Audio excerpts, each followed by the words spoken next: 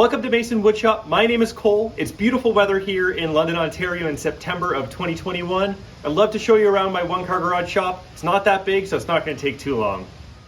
As we pan around the shop, this is a one-car garage that measures approximately 20 feet long and 12 feet wide. I typically use it for general woodworking, so everything from cabinetry, furniture making, cutting boards, all the stuff. I have recently been shifting more and more towards cabinetry, which is prompting some questions as far as tools and setup in here. But right now it is set up for general woodworking, and with us entering the fall in Southern Ontario, which is prime season for woodworking, I recently did a thorough cleanup in here, which is why I decided to do the shop tour now. It's like most woodworkers, the centerpiece of my shop is my table saw, and for the last 5 years I've been using the rigid R4512. This is from Home Depot. It's been a pretty good table saw overall, not quite as sturdy as what you would get with a proper cabinet saw, but it's done the job pretty well, and with some shims under one of the legs in this uneven garage, I'm able to get some pretty good results out of it. One of the best decisions that I made earlier this year, and I'll link it to a video above, was putting my Bosch RA1181 router table into the extension wings of this saw. Fit almost perfectly, just needed a couple of washers to shim it, and very, very happy with the results. Very sturdy and a great space saver for those of us with these small shops. Underneath we have some scrap storage. This is for the burn pile, and nice having it by the table saw, so I just quickly throw stuff in there. So taking a look at the rest of the items in the center of my shop. So first and foremost, we have this workbench, and this is just made out of construction grade 2x4 that I put through a lunchbox planer and glued together, and it's held up really well. Even when I do change over the shop for more cabinetry type work, this will probably just get pushed against the wall and used for assembly and other sorts of things. So very, very happy with this. So for those of you that are looking to build a simple, inexpensive workbench, look at construction lumber. It can definitely do the job and hold up well over time. Underneath the workbench, we have a few things. So we have the Porter Cable 6-gallon pancake air compressor, and this has been a great purchase. Very inexpensive, often sold in bundles at Home Depot, and it's a little heavy for carrying around between the basement and here, which I did discuss in a more recent video, but generally I'm very happy with it. And when it comes bundled with a brad nailer and a pin nailer, you really can't beat the price. So really good value. I do have a reel on the other side of the workbench, so I can quickly connect that and run it out to the cars to fill them with air. Also under here, we have a rigid shop vac, under $100 at Home Depot. And one of the best things that I bought for this was a 16-foot hose. So I can essentially leave this in the middle of the shop and reach almost every corner. One of the reasons why I'm doing this tour video right now is because I put this through its paces by sucking up a lot of spider webs, sawdust, and you name it in the shop. So really good at doing some of that big cleaning in the shop. Rounding out under here, so we have actually probably the most used tool in my shop since I got it a few months ago, and that is the Festool CT MIDI dust extractor. So probably by a decent margin, probably the most expensive item in my shop, but it does a great job collecting dust at the source with the various connectors that you can get for it and the Bluetooth remote for it. It really does a great job for me, and it's something that follows me around between the garage shop as well as the basement when I'm working in there. So really, really like this as far as collecting dust at the source. Also under here, we do have a couple of Rubbermaid storage bins. They basically have some dust collection accessories and some automotive cleaning accessories that I really haven't found a better place to store. So under the table saw works well. So along the south wall, we have a wide variety of items.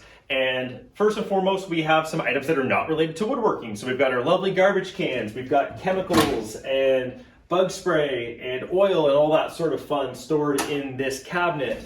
Garbage bags, some gardening items. But then as we shift into the woodworking side of things, we've got the clamp wall. And I'm generally pretty happy with the clamps that I have. I had a really good find online with a local woodworker that was retiring from the hobby and sold me the majority of these Bessie clamps at a very reasonable price. So very happy with that. Underneath this, we do have a 10-inch Mastercraft, so Canadian brand Mastercraft 10-inch drill press with this larger table on it. I don't use this a ton. I use it mostly for DIY and some of the smaller projects for the house. So it's not so much used for woodworking these days. I have considered moving this into the basement shop to help bring a little bit more room into the garage. Underneath it, we do have, we've got some dovetail samples just when I'm working on drawers for clients so they can kind of see if they want dovetails or not.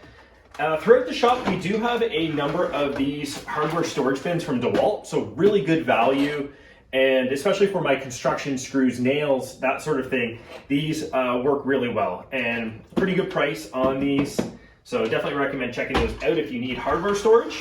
And we have a couple drawers underneath for instruction manuals for a lot of my tools. I have been thinking about moving most of that inside recently. Then we have the 14-inch Porter cable bandsaw, and so this was bought at Lowe's a few years ago on a really good sale. And it's a tool that goes through periods of a lot of use, and then the last 6 months or so, it hasn't seen that much use as I've shifted more towards the cabinetry side of things. So it's on a mobile base, so it doesn't take up that much room, and I'm able to put it out of the way. And I did actually go through a pretty big cleanup. I let this go for probably 9 months, and in Southern Ontario with the humidity and the sawdust that I was generating, the cast iron got very rusty, but it didn't take too much to really clean up this saw and improve both the cuts that I was getting from it as well as the way that it looked. Then finally for this shot, we do have, we've got a couple of ladders that are stored here over my beautiful sawdust curtains. And then we have the 1 horsepower Craftex CT053, so it's a 1 horsepower dust collector that I use for the table saw and for my planer. Takes up a decent amount of room. It's more than powerful enough. I would like to get a new filter bag or even the 1 micron filter for the top. So that rounds out this part. Let's get to the other side of the south wall.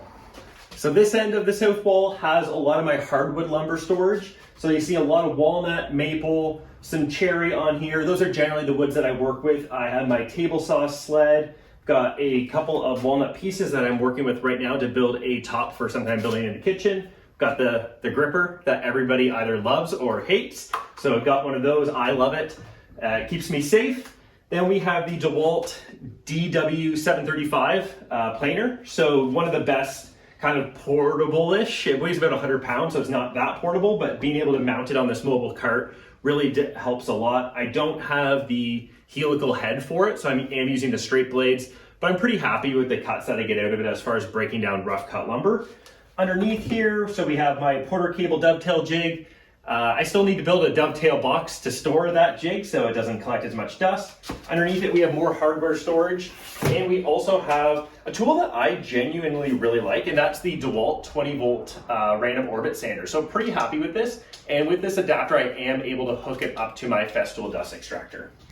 All right, so let's go portable for this part of the shop. And we have a lot of seemingly random items on this bookshelf. So we have lots of hardware. We have a sample hinge for a project I'm working on. We've got some turning blanks. I don't even have a lathe, so I don't know why I've been holding on to those, but they're nice exotic pieces of wood. Lots and lots of hardware. More hardware down below. We've got, everybody needs a fire extinguisher in their shop. If you don't have one, get one. I do like these Tide Pods containers for holding sharps, and then I can just put the lid on it and throw it away safely. We've got some bandsaw blanks down here, so both bandsaw boxes as well as some solid walnut blanks. And then over here we have a workbench that I built last year that I've absolutely been very, very happy with. And so it's got 6 drawers, and it had this wasted space, which I recently transformed from, again, kind of holding a lot of junk and an old toolbox to being able to hold my Systainers. So this is from the Systainer starter pack that I recently got. So in this one, I have my jigsaw and oscillating tool. I've got my DeWalt 20-volt cordless router, which is easily one of my favorite tools in the shop. Just to show you how I've got this organized. So it fits nicely in here. I'll get a piece of foam for the bottom just to kind of keep it a little more organized, but very happy with that. In this one, I have my Craig pocket hole jig, so the 720 Pro. Then over here, I have my DeWalt cordless track saw.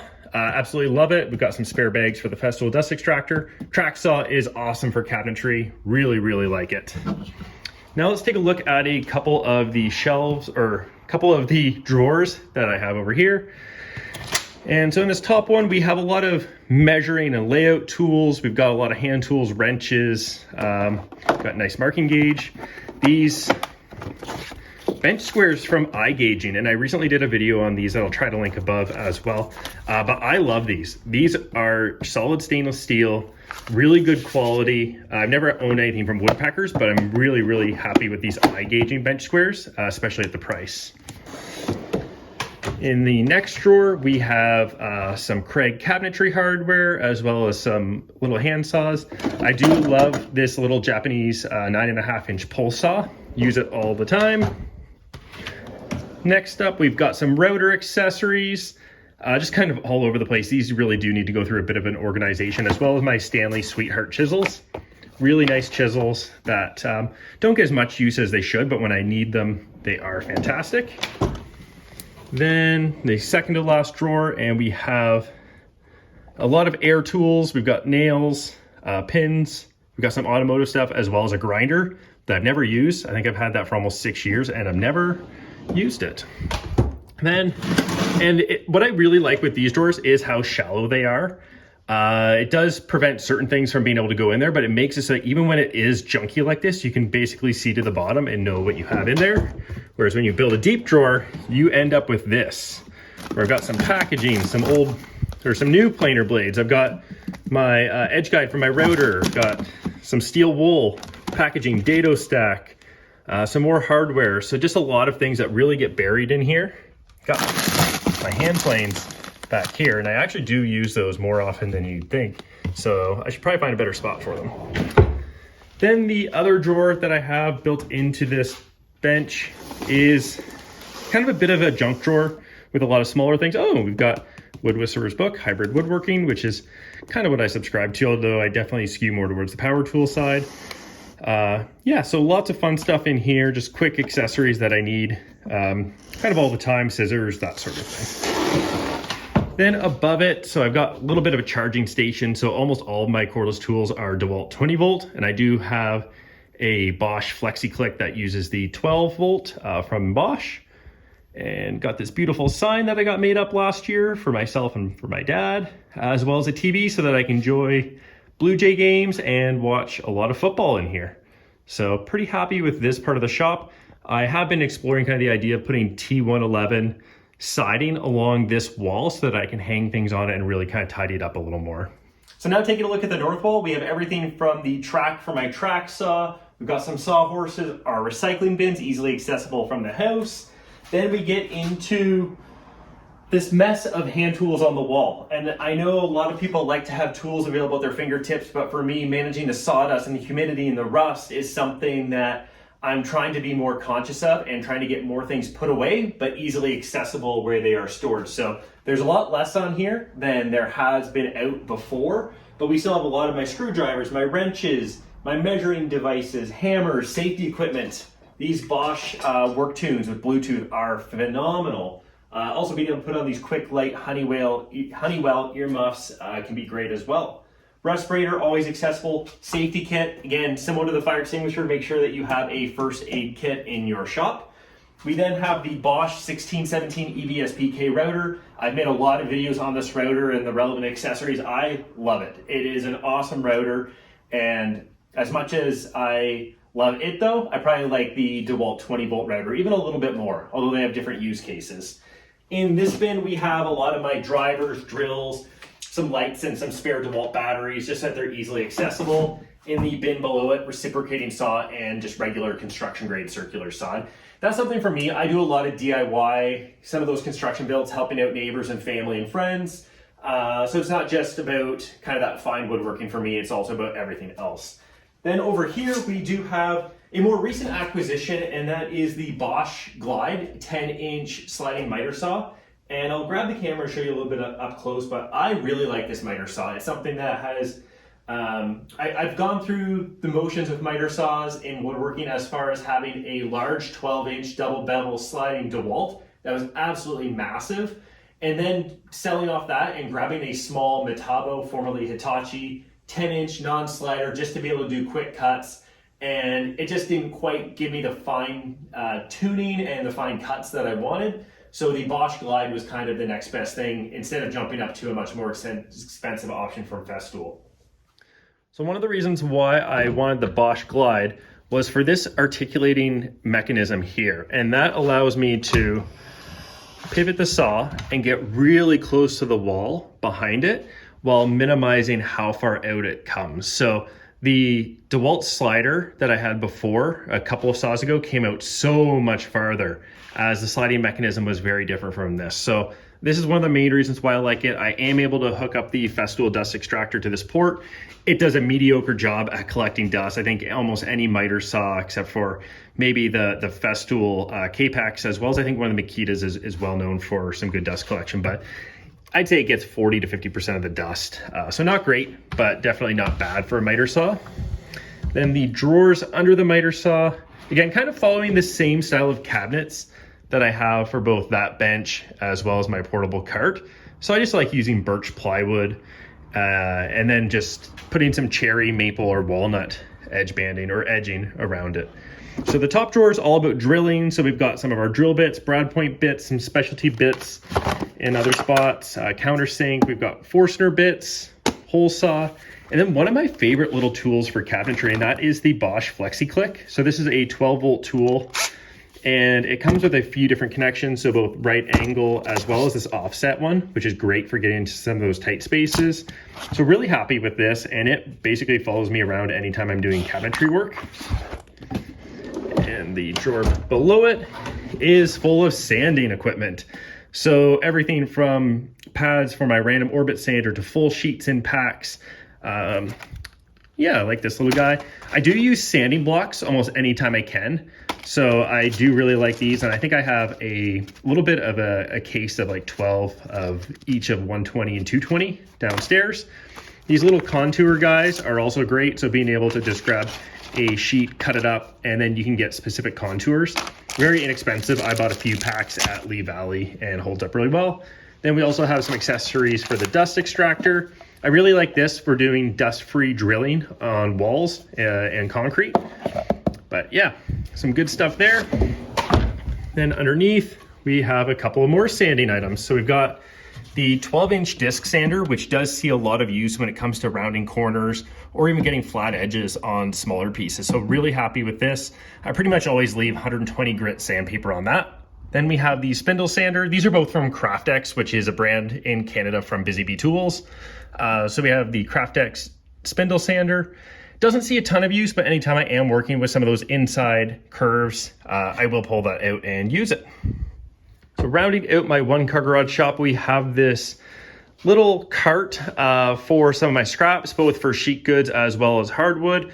It is on wheels, so I am able to move it around, and right now I'm pretty light on full sheets of plywood or larger sheets of plywood, but I can store anything from like 8 to 10 sheets of plywood behind this pretty easily.